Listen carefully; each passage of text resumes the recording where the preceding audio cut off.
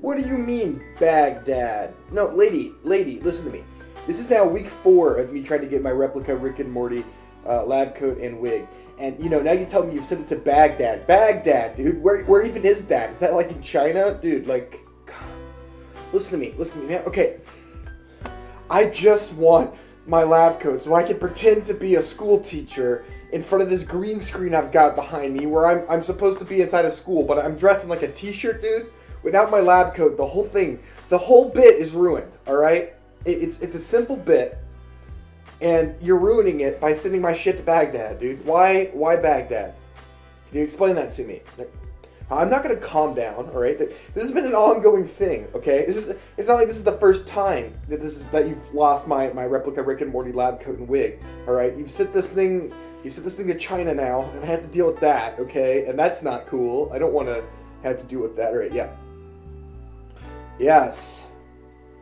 No, I don't want a refund. I want my lab coat, alright? Can you just, like... You'll send another one. Okay, how long? This time. Please let me know how long. 4 weeks. Oh my god, that's like 3 episodes of this. Yeah, fine, whatever. Just don't send it to China or Mongolia or wherever you sent it to. Baghdad, sure, yeah. Just don't do that again, please. Alright? Yeah. Okay, goodbye. Oh, shit. Again? Dude, every time. Alright, hi, I'm Professor Bjorn. Welcome back to the classroom. We did the poll, and the poll said we're doing plot twists, alright? That's what's happening in this episode. So, let's not, like, waste any time. Like, I'm not gonna waste your time. I'm the professor here. It's not my job to waste your time. There are 2 types of plot twists. And they're really simple to understand. The first type, this is the type you're going to want to shoot for as a writer. The first type of plot twist is really simple. It's the sort of plot twist where you weave hints all through your series. If you want an example, I'm not going to do that, man. Spoilers. Literally anything I could give an example is a spoiler. You know, but like if you want, like, fine. One spoiler. The Sixth Sense. If you haven't seen The Sixth Sense, skip like 30 to 45 seconds ahead. Now, you've been warned. Alright, Bruce Willis he's dead the whole time. And we see hints of him. He never interacts with any objects or people besides the one kid who can see dead people. And when you rewatch the movie, it's so freaking obvious, but the first time through you didn't catch it. That's the kind of twist you want. So the kind of twist where you leave hints all throughout your series, and on retrospect, on rewatch, it's so obvious that, you know, oh. And the second type of twist is really simple. It's the sort of twist where there's no setup at all, and something just happens. This is bad, you should avoid it. If you want an example of this kind of plot twist, let's say, hypothetically, there was an incredibly attractive, ruggedly handsome YouTuber who was making a video about plot twists, but then, in a plot twist of its own, spontaneously changed the topic of the video to be about character deaths and how to do them instead. Why would he do this? Just to mess with his audience. And hypothetically, that twist wouldn't have any sort of setup, and it would just sort of happen. And that's what's happening now. This video is no longer about plot twists. You just got plot twisted in the plot twist video. That's amazing. I didn't even know we could do that, but you know what? We just did it, and it's happening. So we're gonna talk about character deaths. Character deaths. How do you do them? What entails a character death? What does character death mean? These are all questions I won't answer because they're very self-evident. Look, I like character deaths. I kill characters. I've been known to murder a character or two. You know, it's sort of something I like to do, and I think it helps raise the stakes of a story, as mentioned in the previous stakes episode, and it can help add emotional gravitas to a story. All of my favorite stories kill characters. You know, obviously I'm a big fan of Game of Thrones. I've talked about Game of Thrones, The Song of Ice and Fire a lot. I'm a huge fan. Obviously that source material kills characters quite a bit. I like the Suicide Squad, clearly, kills characters. There's a common trend in the stories I like. And so when I go to write my own stuff, I've really put an emphasis on how to properly kill characters. And I've sort of built my own philosophy about it. So really, this is going to be, like, I'll say part 1 of the character deaths video. I'm going to really focus in on the types of character deaths, when to do them, less so about how to do them. So you'll see what I'm talking about when we get into it. It's kind of hard to explain when I'm going for this video. So, let Professor Bjorn teach you how to properly kill a character. Alright, I would argue that there are really three main types of character deaths you're really going to want to know about. And there's a couple of micro character deaths topics, which aren't really broad or common enough to fit into the other, sorts of categories, but happen enough that I feel like they're worth mentioning. So for now, let's focus on the big three. What are my big three types of character deaths? Well, the first, and I would say most common for the antagonist of your story, is the ironic character death. This is pretty self-explanatory.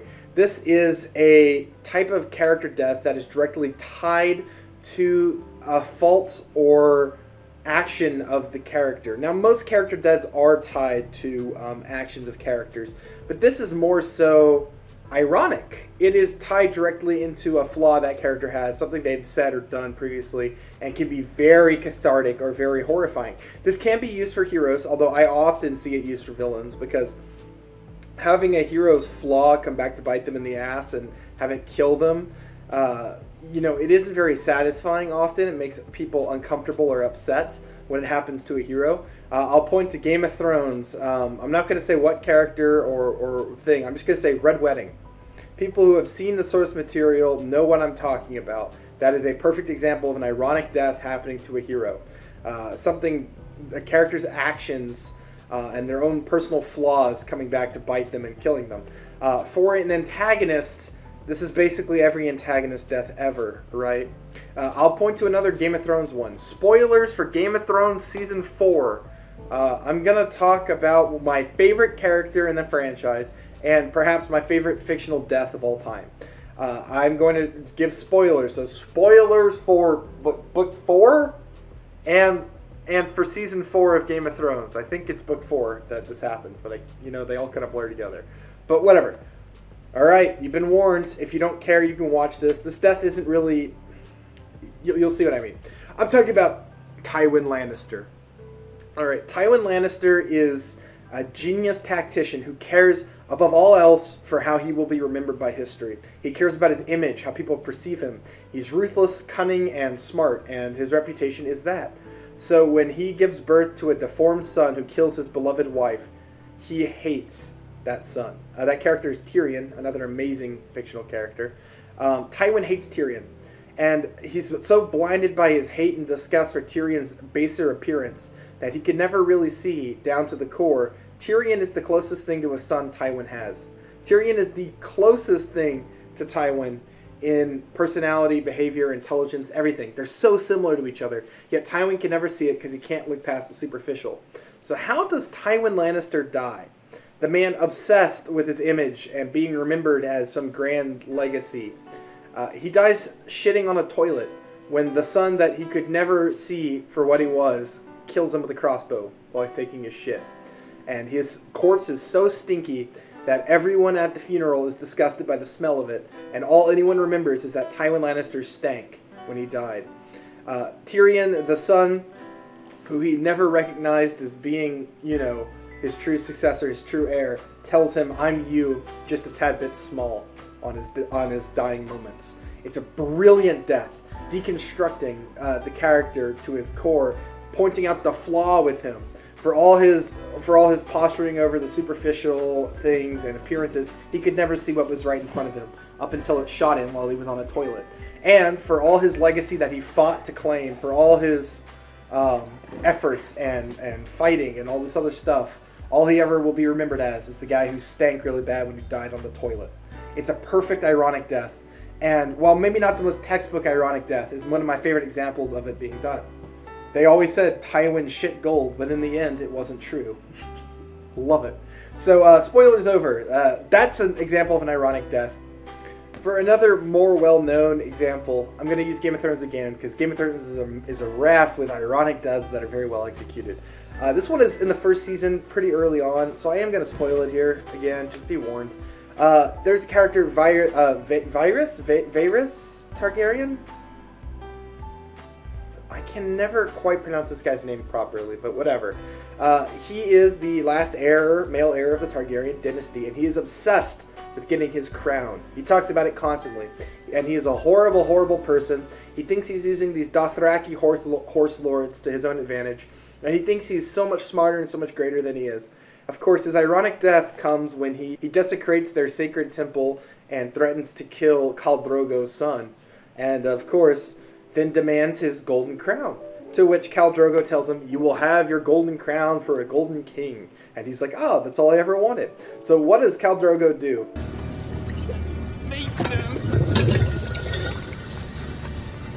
No, you can't. Daddy, please! A crown for a king. He dies getting his golden crown. Ironic, satisfying to the audience, and a great death for a villain. And he is a villain in that show. Like, he's a horrible prick. So yeah, there you go. Ironic deaths. There's a lot of ways to execute these. They're often used for villains. However, can be subversive if used for a hero. As I've said, I've seen it done a couple of times. Very rarely, but when executed well, can really add a shocking, sort of oomph to a character death. So let's go to the other broader categories. These are more common for your heroic characters. However, they can also be used for antagonists, just, again, not as commonly. We have my personal favorite, and I think the death that could hit you the hardest if well executed, but very risky to utilize, the pre-arc death. This is hard to use. So the premise here, you have character arcs. We'll do another video on character arcs later. A character grows and changes into some arc and then completes their arc. The audience can usually kind of see where an arc is going, and they sort of come to expect where that arc is going. They follow along with the character arc. For example, Avatar, you've got Zuko. The audience starts to pick up on the fact that he's seeking redemption, and we root for him to be redeemed, so that when that arc completes, in a very well executed shift from antagonist to hero, we follow that arc. Now imagine if Zuko had died right before he was going to become a good guy, and it happened right when he was beginning to change and become better, and it comes out of nowhere, and the audience doesn't see it coming. This is a pre-arc death, and as I've said, it's risky as fuck. It can be executed well, and when it's executed well, that death will hit you harder than any death can, because there is something that is left uncompleted. That character was becoming better. They were going through their arc, and they died before they could ever complete it. And that sense of longing and unfairness permeates that death. And it could also make you hate an antagonist who does this. I used this in my Suicide Squad script. Spoilers for that if you care. With Sportsmaster. In the middle of a redemption arc, he was becoming a better person. We were going to care about him. He's killed before completing his arc. And the audience is shocked by this because they're left unfulfilled. His arc was not completed. So we have this sense of that shouldn't have happened. That can't be right. That just sort of permeates the whole thing. Risks with a pre-arc death.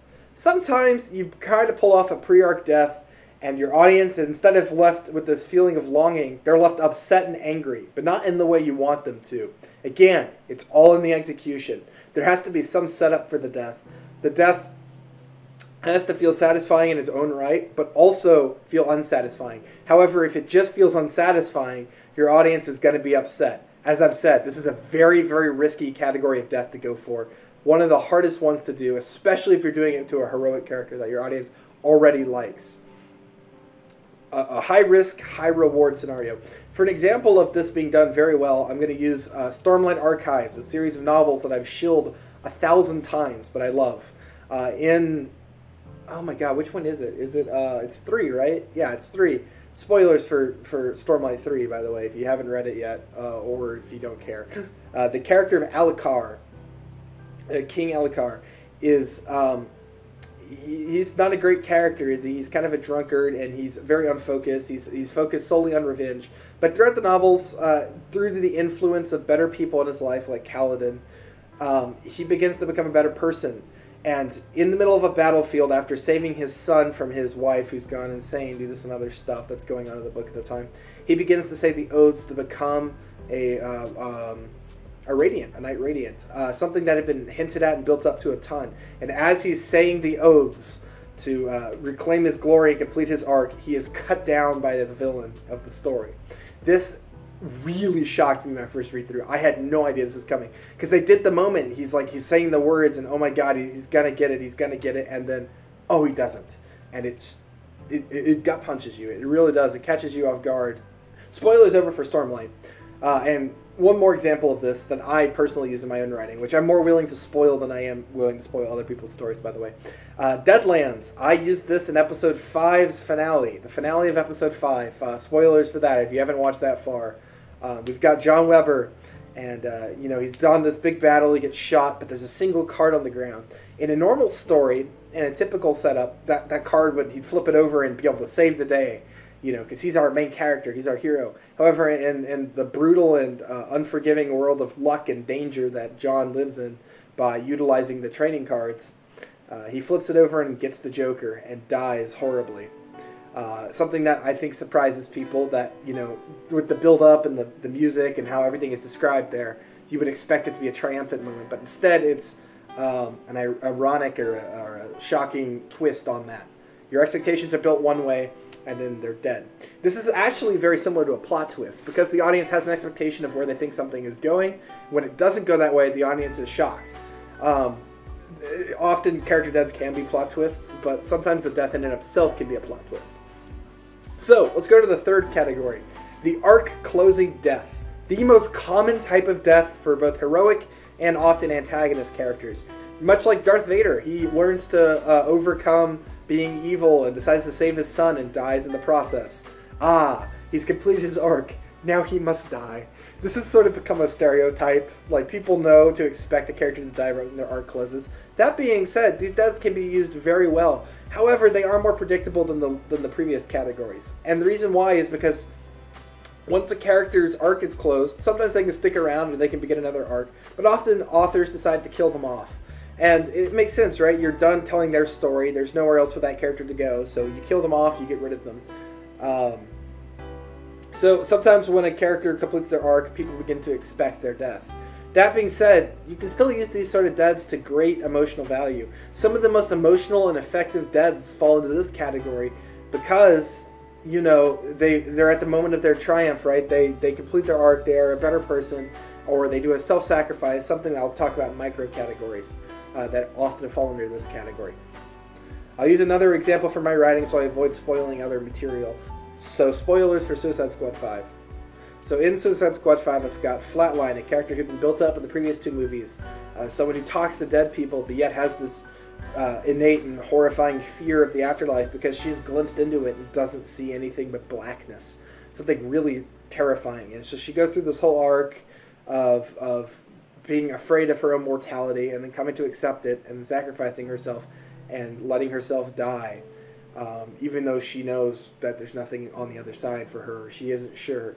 And it's a really effective arc because the character has changed, they've grown, they've become heroic, and then they die. But the death ties directly into the arc because the arc was about the fear of death. So that's an effective death using this method. I think this one's pretty self-explanatory. We'll get more into it when we talk about arcs and how to do them. That'll be a later episode. Character arcs are very difficult and also very easy. That sounds counterintuitive, but it really is. They're simple to understand and hard to master. That's what they are. Character deaths are kind of similar. And here's the deal with a lot of these deaths, right? I could explain the category, but a lot of their effectiveness is about timing and execution and context. And it's really difficult for me to teach you that. Honestly, you just got to read a lot of fiction. You got to watch a lot of fiction. You got to practice a ton. And eventually, you just kind of build the skill, the timing to know when and where to do these things, how to kill a character, how to tie it into an arc. These are things that are really hard to teach and kind of have to be mastered through experience, which is a really rough thing to say when I'm teaching a lesson about how to do these things. But that's just how it works. So let's talk about some micro categories. One of my favorite micro categories is the random or pointless death. Much like the pre-arc death, this can just happen out of nowhere and for no reason. A lot of real-life deaths are like this. Although you'd be shocked by how many deaths of famous historical figures are kind of ironic deaths in their own way. Like, I'll use my favorite example of this when I teach about or talk about ironic deaths and how to, explain them to someone. My favorite example is JFK. JFK was a president who liked to be close to the people. He liked to reach out and shake hands and touch people. And so he dies in an open-top car that no other president would have been in. But because he was open and available to the people, he was able to be assassinated. There's a level of irony there, right? Like, his character, what you call a flaw, it might not be a flaw, but for the purposes of this, it's a character flaw. He likes the people too much. He's too open to the people. he dies because of that. I know this is a real life person. It's just an example. A lot of deaths of historical figures sort of fall into this category. So you can imagine it like that. And for pointless random deaths, none of that applies. This character just dies in some freak of God or some thing. This is most common in war movies. Occasionally you see it in like sci-fi fantasy that involves war, realistically presented, where a character just dies with no rhyme or reason, because sometimes people just die. And this can be used thematically. It is very effective when utilized properly, but much like the pre-arc closer, you run the risk of your audience members being turned off by that, because it doesn't feel satisfying. Like you're used to narratives where deaths are supposed to have a purpose, and when you remove that, sometimes people have an adverse reaction to it. Another death I really like, falls into the arc closer category typically, is self-sacrifice. Enough said. Character sacrifices themselves for the greater good. These can be very effective, very emotional, but again, it's all in the execution. One of the worst things you can do is have a character self-sacrifice, get your audience really emotional about it, and then have them come back. Never do this. In fact, fake out deaths, that's a no-go. Unless you use your fake out death as some sort of punchline to a joke or something. Guardians of the Galaxy Volume 3 did this really well with the touching finger of God thing. I was really upset about that scene because it felt like such a dumb death when I was watching it in the moment. I was like, God, this is such a stupid way for this character to die. And then they turn it into a joke and it becomes funny. And I'm like, okay, I'm here with it. So fake out deaths, avoid those at all costs. Or if you're going to do it, never do it again. Do it one time so it actually surprises your audience when you do it. And make sure you actually kill characters before you try a fake out death. Because fake out deaths, I talked about my stakes chart in the previous episode. Fake out deaths immediately drop you down on any level of stakes, because once they're introduced as a concept, your audience will inherently not believe a character is dead. And you wind up with the wrong sort of emotional reaction from your audience. When a character dies, instead of being upset or shocked by the death, they're figuring out how the character is trying to figure out how the character is going to come back instead. This is the wrong reaction you want from your audience, and believe me, their emotional interaction with something like this will not be the same as the alternative. I'm going to point to The Walking Dead. Spoilers for The Walking Dead, although this show is old. Glenn in The Walking Dead dies by getting attacked by walkers after falling off a dumpster. I'm trying to remember the exact context of this. This is right around when I stopped watching the show, because this particular thing pissed me off so much I couldn't stand it. And it started a trend that continued in that show forever and dragged down the quality immensely. Glenn didn't actually die. It was a fake out. He just rolled under the trash can and he was fine. And then like 5 or 6 episodes later, they killed Glenn for real, and you've lost all emotional punch from it. Because we already thought Glenn was dead once and he came back, and then he dies again. You're like, what was even the point? You're already emotionally tapped out. And what sucks is that second death, the one with the bat, we all know it, is fucking awesome. It's a great death. It's horrifying. It's shocking. It's visceral and introduces an antagonist. If they just cut out the stupid dumpster scene, that scene with the bat would have landed so well. So well. It would have hit so hard. And it doesn't, because we already had to fake out death and, you know, whatever. The backstory death is basically typically applies to the mentor or the mom. It's a death that we see only in a flashback or a prelude. It's typically a mentor character or a familial relative. Usually just their death is literally just driven to make the character, you know, have their motivation or whatever. This is a really hard death to make effective. Sometimes if you dedicate enough time to it, these deaths can actually be pretty emotionally impactful. If you're not careful, you wind up with a fridge situation. And we don't fridge characters on Bjorn Does Movies. So no fridging characters, alright? You're better than the Wheel of Time writers. Don't do it. Okay, so that's really all I have to say about character deaths for now. In the next character deaths video, I'm going to talk about how to make your audience member care about a death. Here I just broke down the categories, what they do, and you know how to sort of execute them. How to make your audience member care about a death is really, really hard, because too early and your audience doesn't care enough. Too late and your audience doesn't care at all. It's like a sweet spot, a Goldilocks situation. And we'll talk about that. That probably won't be the next episode, but one of the future episodes. The next episode will actually be the real episode on plot twists. I'm sorry, I couldn't help myself. it was too obvious to make the funny joke, to do the haha. But character deaths are something that was second place in the poll, so I figured this haha was okay. There will be an episode on plot twists coming soon, so you guys can look forward to that. Thank you for watching. I've been Professor Bjorn. If you enjoyed this video, like and subscribe. Please leave a comment. It really helps the video get spread by the algorithm, which dictates everything I do. Also, I like interacting with people, so tell me character deaths that you think you really enjoy and what category they fit into. What's your favorite death in fiction, and what category was it in, and how did it make you feel? These things really help me understand what deaths hit people, and I love this data. I call it data because that really is kind of how you can utilize it to effectively write your own character deaths. So thank you for watching. If you're looking for something else, my writing, some random writing project here, previous episode or future episodes, depending on when you're watching this, of writing lessons here. So go study for your quiz, guys. I hope my Rick and Morty lab coat comes soon. I swear to God.